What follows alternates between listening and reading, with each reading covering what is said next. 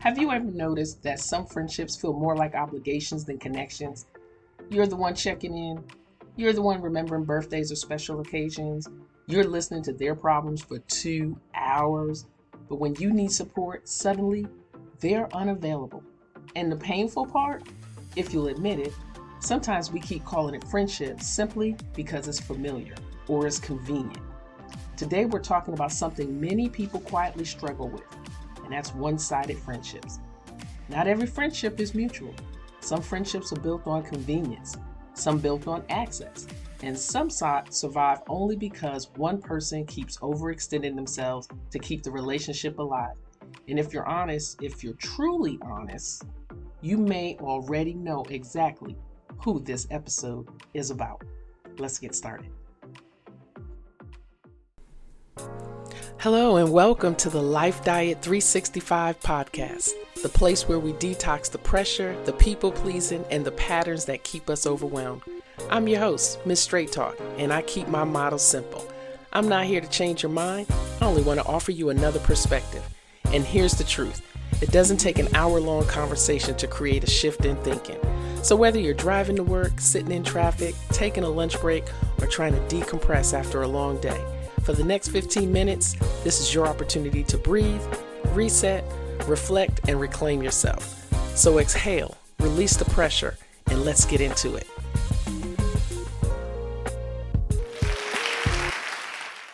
Welcome back. It is another amazing episode of the Life Diet 365, and I am your host, Miss Straight Talk.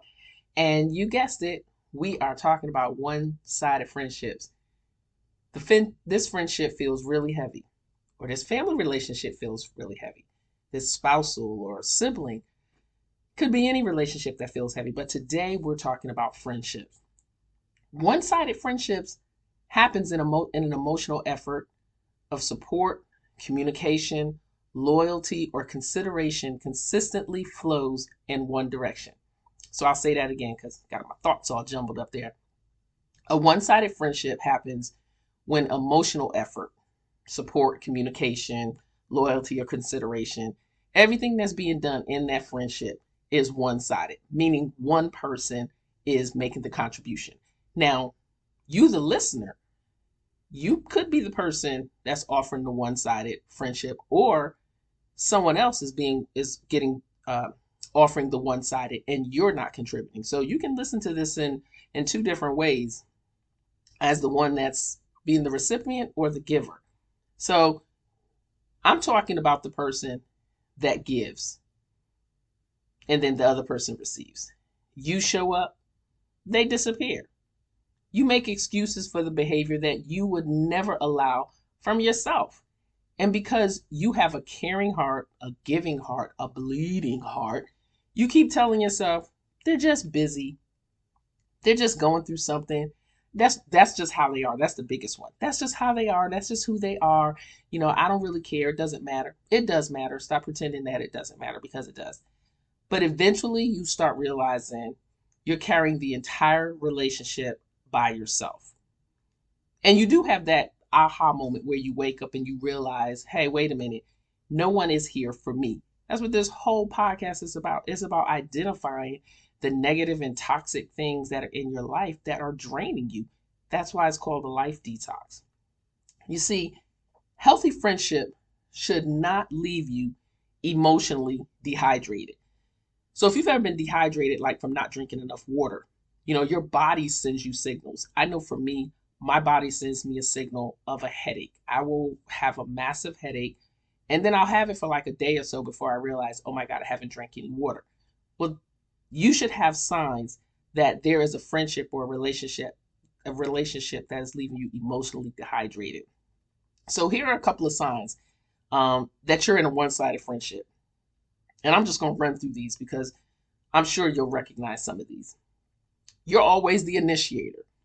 You're the one that's thinking of ideas of getting together. You're coming together. You're making the phone calls. If you stop texting, calling, or checking in or making plans, would that friend still exist? Would they even extend the same to you? That question alone reveals a lot. Some people never reach out unless they need something. Everybody has somebody in their life that's like that. And then on occasion, you may have been that person. I may have been that person. Sometimes that's why it's important to take a self evaluation, because it's not always good to point your finger at the other person. Here's another one. They expect access to you without reciprocity, which means you should be given, you should be available, you should come running when they call. But when you want the same thing, they always have a reason, they always have an excuse. They expect you to answer immediately and be emotionally available. Help them whenever they need something. Help them when they need anything. Be that listening ear. That's not connection. That's emotional convenience for them, but it's not for you. The third one is the friendship revolves around their needs, their problems, their drama, their relationships, stress. But the moment you begin sharing your own struggles, the energy shifts. Sometimes you can look in people's eyes and you can tell when they are disinterested. And I've gotten very good at seeing that. I was having a conversation with someone the other day, and I was telling them, something about a foot surgery that I had. And all of a sudden I saw like disinterested just boom show up on the face. I immediately cut the conversation short. I was like, this person is not interested in what I'm saying, so I'll just have to shift my energy on them the next time. Some people love having your support, knowing that you're available. But when you need support and someone to listen to and someone to care about you and what's going on in your life, they've never learned to be a support. They don't want to show up. They can't handle it. I don't have the capacity. They're stealing my word because that's my word, to deal with that. That's another way for you to know. Here's the one that I know for sure with me. You feel drained after interacting with them. Now, this, like I said, it can apply to family. It can apply to anyone in your family. I'm not going to single anybody out. But you feel drained after interacting with them. Pay attention. I'm going to encourage you to do this. Pay attention to your emotional response after conversations or any kind of interaction, or even if you think about this person. What are you feeling after an encounter with them, whether it's a thought, whether it's a conversation, or if it's a personal interaction? Do you feel encouraged or do you feel exhausted? Do you feel seen or do you feel used? Do you feel valued or do you feel worthless? Your body often recognizes the imbalances before your mind accepts it, because something shifts. I'm telling you, if you pay attention, you will notice these things. Here's another one. They only show up during their crisis. Notice I said their crisis. Now, they might peep in if you're having a crisis, only because they're really trying to get the details of what's going on and determine if it's juicy enough for them to hang around. But are they really trying to be there as a support? And some people, they disappear. They disappear when their life is good, but reappears the moment they need something from you. And because you're compassionate, dependable, and loyal, you keep answering. But eventually, you need to ask yourself, am I their friend or am I their emotional emergency contact? I love that phrase, emergency contact. Determine where you stand in that person's life. And so now here's the test for you. Here's the question for you. Here's something where you need to kind of lean into your own life, and you say, why do I stay in a one-sided friendship? Why do I stay in a one-sided relationship? This is where it gets deeper. And here's the thing. I believe that some people stay because it's a fear of disappointing others. And that is a big one. And I think this is where we have to get honest with ourselves to determine. I think that this is part of the foundation of removing and acknowledging toxic relationships and detoxing from them, because you have to try to figure out what you're in fear of if something changes with that. So fear of disappointing, and sometimes we confuse loyalty with self-sacrifice, and I've talked about that before. Are you sacrificing your time? Are you sacrificing your peace? Are you sacrificing your energy just to maintain or remain in what I would deem from this conversation a fictitious friendship? It's fictitious because you're the one that's dreaming and imagining of what it could be based off of what you put in, but no one is putting anything back in to make it a mutual friendship. And then we've been conditioned to believe being needed equals being valued. And people struggle to walk away because they invested years into a friendship. And I think it took me a minute because I believe I was this person. I was like, man, we've been friends for a long time, or I've known this person for a while. I don't want to let that go. Now I'm at the point where, you know what? Hey, that it's had its run. And if it's supposed to be, it will return itself because I have a friend out there I've known for a very long time. And then all of a sudden, they just got distant. And, you get the usual check ins for the holidays and the birthdays and, miss you and we got to get together, but nothing else beyond that. And I really treasure this person as a friend. But I had to accept that, hey, whatever their reason is for remaining distant with me, I have to accept that. And then should they come back into my life, I'll just be a little bit more cautious. And that's the only thing I'm trying to get you to understand. And so just because you've invested some time doesn't mean you have to stay um, in this particular relationship. But history doesn't automatically equal health. Just because you've known them for a long time doesn't mean that it's good for your health. And the length of a friendship does not determine quality of the friendship. And one of the hardest truths to accept is this: some people love what you provide more than they love you. Yep, I'll say it again because I heard somebody out there say, can you say that again? I missed that. Some people love what you provide more than they love you. So, how do you break free? Because there's always a way to get out of something. There's always a way to remove yourself from it. And yeah, you can do the automatic snip and have your reasons, stand firm in it and keep it moving. But then, you can have your steps. I'm one of those people like I like to justify the moves that I make. I'm justifying the moves that I make. So stop doing all the emotional labor. Stop the chasing and the fixing and the carrying conversations. Don't rescue friendships that the other person refuses to nurture. If you can tell that they're not trying to nurture the friendship, you just pull back and observe. Similar to the example that I just gave. Pull back and observe and just see where things go.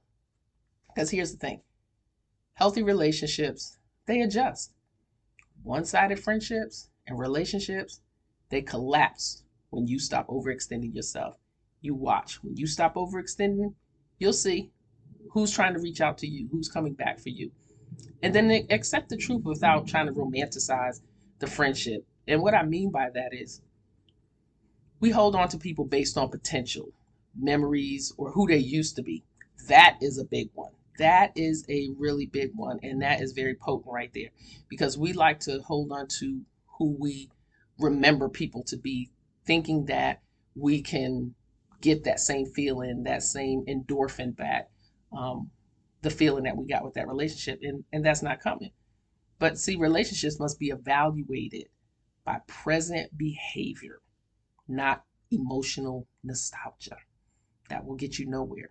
And you have to ask yourself with this one here: who are they showing me that they are right now?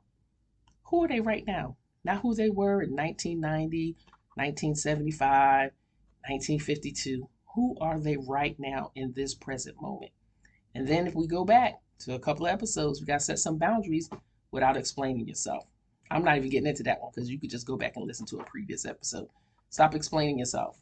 You don't if they don't want to be there, then you just make the decision that you have to leave. And then make space for reciprocal relationships because if you keep holding on to something that's dead, you cannot make room for something new to grow, which means there's probably a great friendship out there waiting for you, but they're sitting on the sidelines watching you waste away in a friendship that's not reciprocal when this one could be, but they don't want to be a part of the drama. So they're just like, you know what? There's no room for me there because they're too busy chasing that person. So when you stop pouring into draining relationships, you finally create room for healthy ones. Friendships should not feel like employment. They shouldn't feel like you're going to work. They shouldn't feel like you don't feel like sitting there. Oh my God, I got to go through this. Mm-mm. Real friendships are like, how you doing? Hey, I was just checking in. I'm thinking about you. Is there anything that you need? I really appreciate you. I appreciate our friendship. Have you gotten any rest? Have you been taking care of it? All those kind of things that let a person know that they're thinking about you and they care about your well-being. Mutual care changes everything. Changes everything.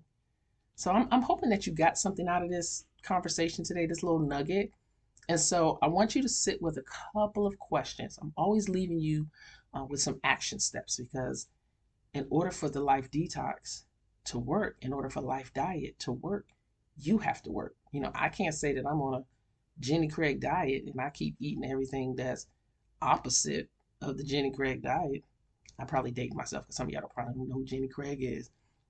So which friendships leave me emotionally exhausted? You see, I rolled right into that because I ain't want y'all to think about that. Which friendships leave me emotionally exhausted? Who only contacts me when they need something? Am I afraid to pull back because I fear losing the relationship?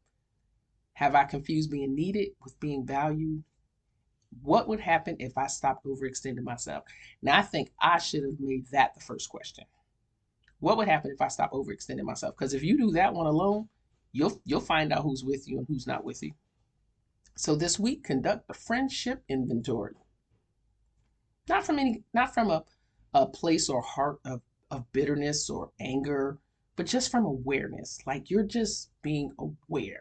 You pay attention to who reciprocates, who's checking on you, who respects your boundaries, who's pouring back into you. That's important to me, because I believe that every relationship that we have, they ought to pour back into us.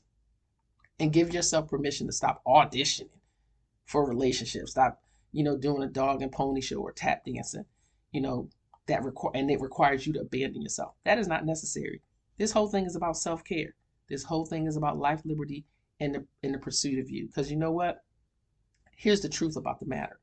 The right people won't require you to exhaust yourself just to keep a connection alive. I want you to think about that. This has been another episode of the Life Diet 365 with your host, Ms. Straight Talk. And like I say, we all know someone who's sitting somewhere for at least 10 or 15 minutes, and they can join this conversation. So please share this podcast so that your friends and family can join this conversation. And just like that, another conversation, another perspective, and hopefully another step toward reclaiming yourself. Listen, every time you say yes to everybody else at the expense of yourself, you are teaching people that your boundaries are negotiable. Listen, constantly sacrificing yourself to keep everybody else comfortable will eventually leave you emotionally bankrupt. You do not have to earn rest, apologize for protecting your peace, or explain every boundary you set. Because around here, we don't say no with guilt, we say it with clarity. Until next time, protect your peace, guard your energy, and remember, what drains you will never sustain you. This has been the Life Diet 365 podcast with Ms. Straight Talk. Thanks for listening, and I hope you will subscribe and join me the next time. Take care. Bye-bye.